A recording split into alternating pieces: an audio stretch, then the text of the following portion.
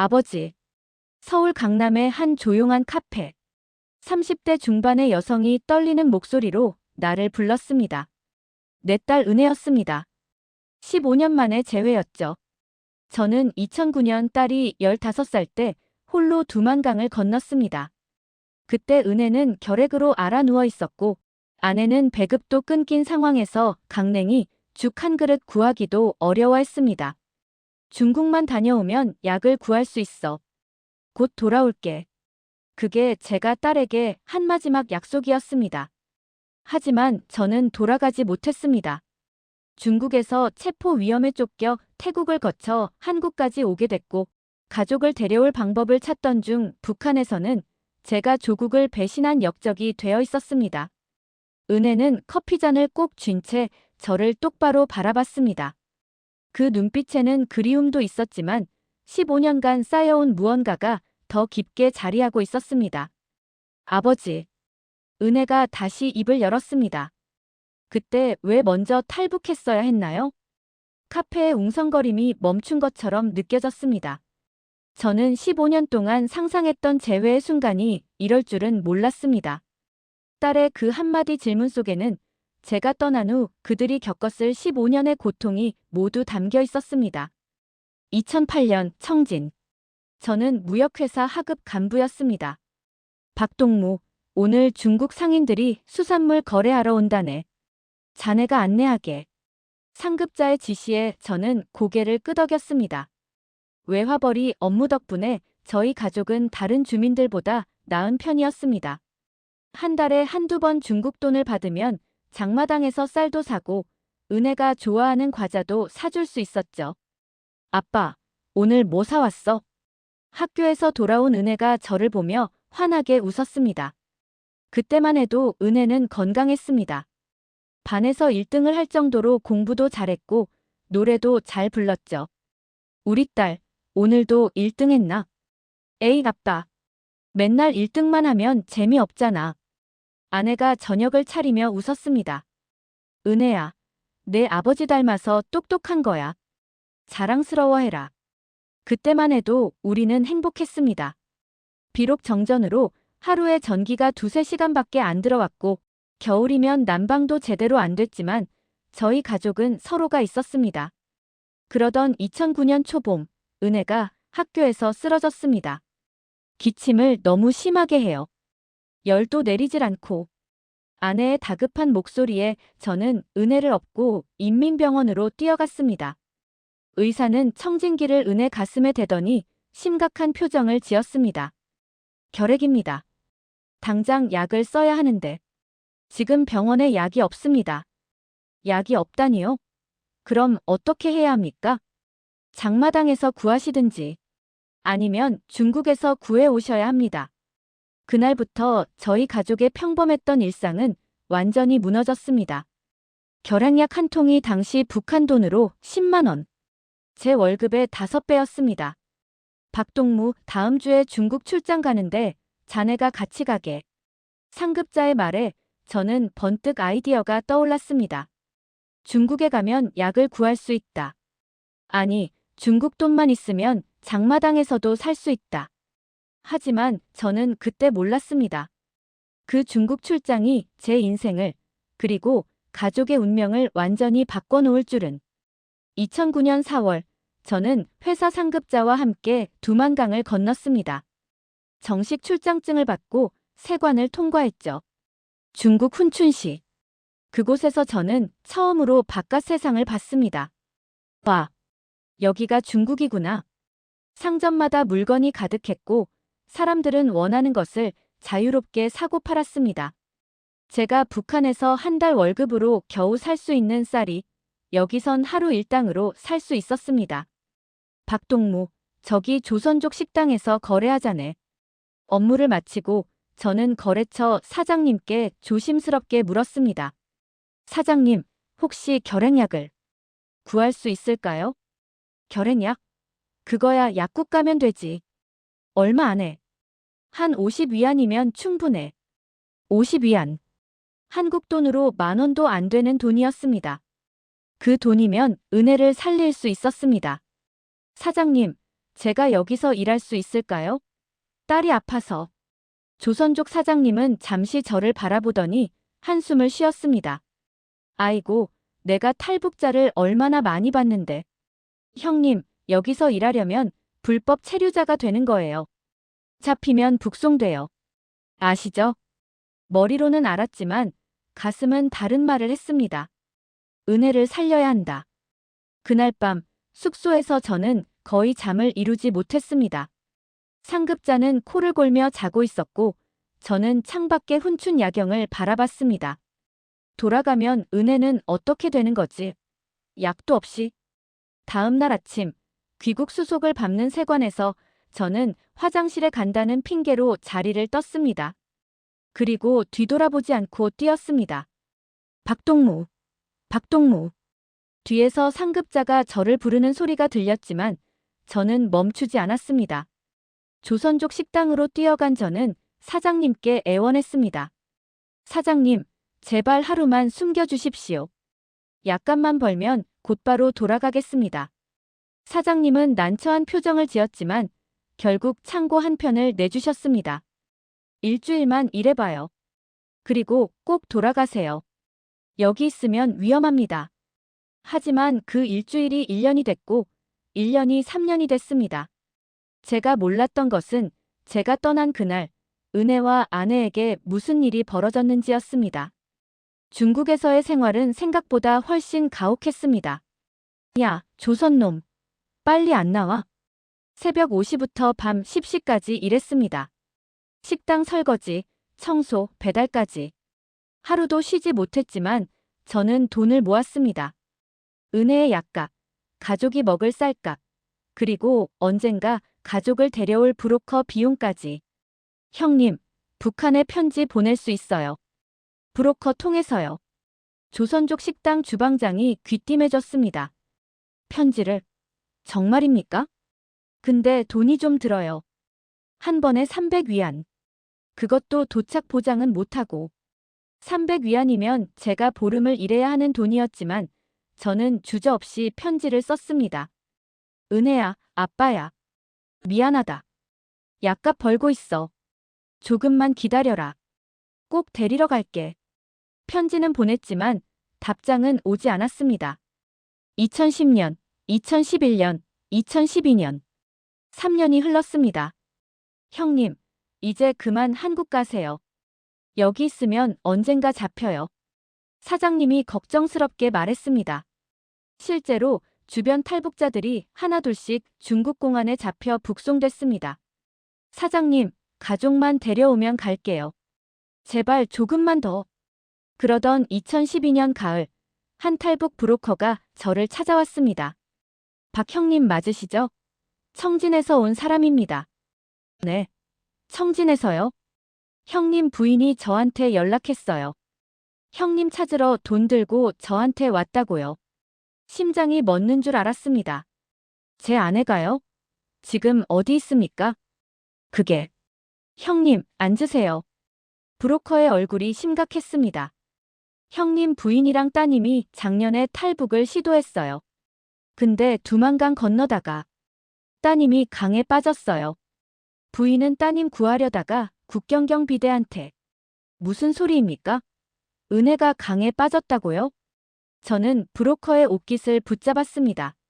형님, 진정하세요. 따님은 살았어요. 살았다고요? 네. 강에 빠졌는데 중국 쪽 어부가 건져냈대요.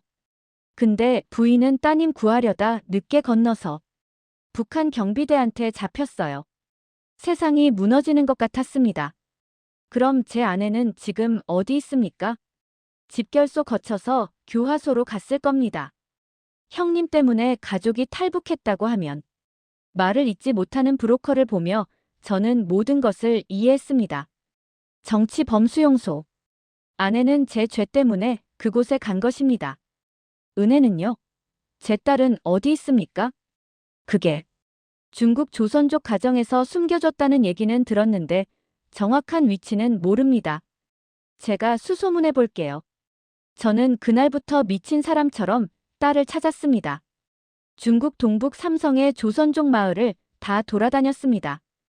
혹시 북한에서 온 16살 정도 되는 여자아이 본 적 있습니까? 글쎄요. 여기도 탈북자가 워낙 많아서. 2013년 봄, 저는 연길의 한 조선족 교회에서 은혜를 찾았습니다. 은혜야. 머리를 짧게 자르고 낯선 옷을 입은 채 교회 마당을 쓸고 있던 딸. 제 목소리를 듣고 돌아본 은혜의 얼굴에서 저는 한 번에 알 수 있었습니다. 그 아이는 더 이상 제가 알던 은혜가 아니었습니다. 아빠. 은혜는 빗자루를 떨어뜨리고 그 자리에 주저앉았습니다. 울지도 웃지도 않았습니다. 그저 멍하니 저를 바라볼 뿐이었습니다. 은혜야, 아빠야. 미안하다. 아빠가 늦었어. 저는 딸을 껴안았습니다. 하지만 은혜의 몸은 굳어 있었습니다. 아빠. 은혜가 떨리는 목소리로 말했습니다. 엄마는요? 엄마는. 저는 차마 말할 수가 없었습니다. 아빠가 먼저 떠나서 그런 거죠? 은혜의 눈에서 눈물이 흘렀습니다. 아빠가 우리를 버린 거잖아요. 은혜를 찾은 후 저는 브로커를 통해 한국행을 준비했습니다. 형님, 여기서 바로 한국은 못 가요. 태국 거쳐야 합니다. 버스 타고 중국 남쪽으로 내려가서 라오스 거쳐 태국 방콕까지. 거기서 한국 대사관 가는 거예요. 비용은 얼마나 듭니까? 한 명당 1만 달러. 형님 딸까지 2만 달러요. 3년간 모은 돈을 모두 브로커에게 건넸습니다. 2013년 6월, 저와 은혜는 다른 탈북자 5명과 함께 긴 여정을 시작했습니다. 중국 쿤밍까지 사흘, 쿤밍에서 라오스 국경까지 이틀, 그리고 라오스를 거쳐 태국까지 또 일주일. 그 긴 여정 내내 은혜는 제게 한마디도 하지 않았습니다. 은혜야, 밥 먹어라. 은혜야, 좀 자거라. 내일 또 이동해야 한다. 버스 안에서 은혜는 창밖만 바라봤습니다. 밤에는 제 옆에 누워 있었지만 등을 돌린 채 한마디도 없었습니다. 내가 이 아이한테 무슨 짓을 한 거지? 쿤밍에서 라오스로 넘어가는 국경에서 우리는 중국 공안 단속에 걸렸습니다. 여권 검사. 브로커가 위조 여권을 내밀었지만 공안은 의심스러운 눈초리로 우리를 훑었습니다. 너희들 조선족 맞아? 네, 그렇습니다. 어디 가는 거야? 친척 만나러 라오스 갑니다. 공안이 은혜를 가리켰습니다. 야, 너 중국어 할 줄 알아? 은혜가 얼어붙었습니다. 중국어를 못하는 것이 들키는 순간 우리는 북송될 것이었습니다. 저희 딸은 벙어리입니다. 제가 급히 말을 가로막았습니다. 벙어리? 진짜? 공안이 은혜 앞으로 바짝 다가왔습니다. 은혜는 고개를 떨군 채 눈물만 뚝뚝 흘렸습니다. 에이, 귀찮아. 공안이 손을 휘저으며 우리를 보냈습니다. 버스가 국경을 넘은 후에야 저는 가슴을 쓸어내렸습니다. 은혜야, 괜찮아. 이제 안전해. 하지만 은혜는 여전히 눈물만 흘렸습니다. 태국 방콕에 도착한 날, 은혜가 처음으로 제게 말했습니다. 아빠, 엄마는 언제 데려와요? 2014년 1월, 저와 은혜는 인천공항에 도착했습니다. 대한민국에 오신 것을 환영합니다. 통일부 직원이 우리를 맞이했습니다. 하나원에서 3개월간 교육을 받고 저는 서울에 정착했습니다. 정부 지원금과 취업 알선 덕분에 공장에 취직했고 은혜는 검정고시를 준비했습니다. 은혜야, 한국은 어때? 여전히 은혜는 말이 없었습니다. 학교도 가지 않으려 했고 방에만 있었습니다. 아빠, 나 북한 돌아갈래. 어느 날 은혜가 말했습니다. 뭐라고? 엄마 없는 한국은 의미 없어. 나 엄마 보고 싶어. 은혜야, 엄마는? 알아요. 수용소에 있다는 거. 그래도 나는 엄마 옆에 있고 싶어요. 그날 밤, 저는 처음으로 은혜 앞에서 무너졌습니다. 미안하다, 은혜야. 아빠가 잘못했다. 아빠가 욕심을 부렸어. 약간만 벌려고 했는데. 돌아가지 못했어. 미안하다. 은혜는 울지 않았습니다. 그저 저를 바라볼 뿐이었습니다. 그 후 10년 은혜는 성인이 됐고 대학도 졸업했습니다. 하지만 우리 사이는 여전히 차갑기만 했습니다. 명절에도 저는 은혜와 단둘이 밥을 먹었습니다. 친구도 사귀지 않았고 연애도 하지 않았습니다. 그저 버티듯 살아갔습니다. 그러던 2024년 은혜에게서 처음으로 먼저 연락이 왔습니다. 아빠, 내일 시간 있어요? 다시 카페로 돌아옵니다. 그때 왜 먼저 탈북했어야 했나요? 은혜의 질문에 저는 15년 동안 준비해온 대답을 했습니다. 은혜야, 아빠는 그때 내가 죽을까봐 무서웠어. 결핵으로 날마다 피토하고 몸무게는 30kg까지 빠지고 약만 있으면 살릴 수 있는데 그 약을 구할 수가 없었어. 그래도 남았어야 했잖아요. 엄마랑 나랑 같이. 그래. 맞아. 같이 있었어야 했어. 그게 맞았어.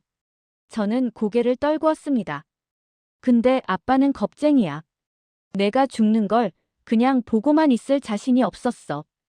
약값만 벌면 돌아간다고 생각했는데. 한국까지 오게 됐어. 아빠가 욕심을 부린 거야. 은혜의 눈에서 눈물이 흘렀습니다. 아빠 원망했어요. 10년 넘게. 왜 우리 버리고 혼자만 잘 살려고 했냐고. 엄마는 수용소에서 죽었을 텐데 아빠는 여기서 편하게 산다고. 미안하다, 은혜야. 근데요. 은혜가 가방에서 낡은 편지 봉투를 꺼냈습니다. 이거 엄마가 마지막으로 남긴 거예요. 이게 뭐니? 브로커 통해서 중국 친척 집에 맡겼대요. 그게 올해 처음 나한테 전달됐어요. 떨리는 손으로 편지를 펼쳤습니다. 아내의 글씨였습니다. 은혜야, 엄마가 먼저 가는구나. 아빠를 원망하지 마라. 아빠는 너를 살리려고 간 거야. 아빠가 보낸 돈으로 내가 약 먹고 살아난 거 알지? 엄마는 행복했어. 아빠가 널 살렸으니까. 아빠를 꼭 안아줘라. 아빠도 많이 아팠을 거야. 편지를 읽는데 눈물이 멈추지 않았습니다. 아빠. 은혜가 떨리는 목소리로 말했습니다. 나도 몰랐어요. 아빠가 보낸 돈으로 내가 약 먹고 살았다는 거. 엄마는 아빠가 중국에서 돈 보내준다고. 그냥 출장 간 거라고 했어요. 은혜야. 미안해요, 아빠. 내가 오해했어요. 은혜가 처음으로 제 손을 잡았습니다. 아빠 덕분에 내가 살았어요. 그거 몰랐어요. 미안해요. 저는 15년 만에 딸을 제대로 끌어안았습니다. 은혜야, 아빠가 미안해. 아빠가 더 잘했어야 했는데. 아니에요, 아빠. 아빠는 최선을 다했어요. 우리는 한참을 그렇게 울었습니다. 카페에 다른 손님들이 쳐다봤지만 상관없었습니다. 아빠, 나 이제 알아요. 부모님이 자식한테 하는 모든 선택은. 은혜가 눈물을 닦으며 말했습니다. 다 자식을 위한 거라는 거요. 은혜야. 아빠가 그때 안 갔으면 나 죽었을 거예요. 아빠가 보낸 돈으로 엄마가 장마당에서 약 구해서 내가 살았어요. 그거 이번에 엄마 편지 보고 알았어요. 은혜가 가방에서 사진 한 장을 더 꺼냈습니다. 이거 엄마가 수용소 가기 전에 찍은 거래요. 브로커가 같이 줬어요. 사진 속 안에는 많이 야위어 있었지만 웃고 있었습니다. 그리고 사진 뒷면에 이렇게 적혀 있었습니다. 당신, 우리 잘 살았어요. 은혜 살린 당신이 자랑스러워요. 미안하다고 하지 마요. 고맙다고 해요. 은혜 아빠 사랑해요. 아빠, 엄마가 아빠 사랑했대요. 그래. 엄마가. 저는 더 이상 말을 잇지 못했습니다. 아빠, 이제 우리 다시 시작해요. 엄마 목까지 우리 둘이 행복하게 살아요. 은혜야, 정말 괜찮겠니? 네. 이제 괜찮아요. 아빠가 왜 그런 선택을 했는지 이해해요. 그리고 나도 이제 어른이 됐어요. 곧 결혼할 거예요. 뭐? 결혼? 네. 좋은 사람 만났어요. 북한 출신 아니어도 되죠? 당연하지. 은혜가 행복하면 돼. 은혜가 환하게 웃었습니다. 15년 만에 보는 딸의 진짜 웃음이었습니다. 아빠, 결혼식 때 아빠가 나 손잡고 입장해줘요. 약속해요. 그럼 당연하지. 카페를 나서며 은혜가 제 팔짱을 꼈습니다. 아빠, 엄마한테 같이 가요. 묘소. 응, 은혜야, 엄마는. 아빠, 나 작년에 탈북민 단체 통해서 확인했어요. 엄마 2015년에 돌아가셨대요. 수용소에서. 그래서 내가 망우리 공원에 엄마 추모비 만들었어요. 이름 없는 탈북자 추모비에. 그랬구나. 같이 가요, 아빠. 엄마한테 이제 우리 행복하게 잘 살겠다고 말하러. 그날 저녁, 저와 은혜는 망우리 공원에 갔습니다. 탈북민 추모의 벽이라고 적힌 작은 비석 앞에 은혜가 헌화한 국화꽃이 놓여 있었습니다. 여보, 나야. 늦었어. 미안해. 저는 아내의 이름이 적힌 작은 명패 앞에 무릎을 꿇었습니다. 은혜 잘 키웠어. 우리 딸 이렇게 컸어. 곧 결혼도 한대. 당신 닮아서 예쁘게 컸어. 은혜도 옆에서 무릎을 꿇었습니다.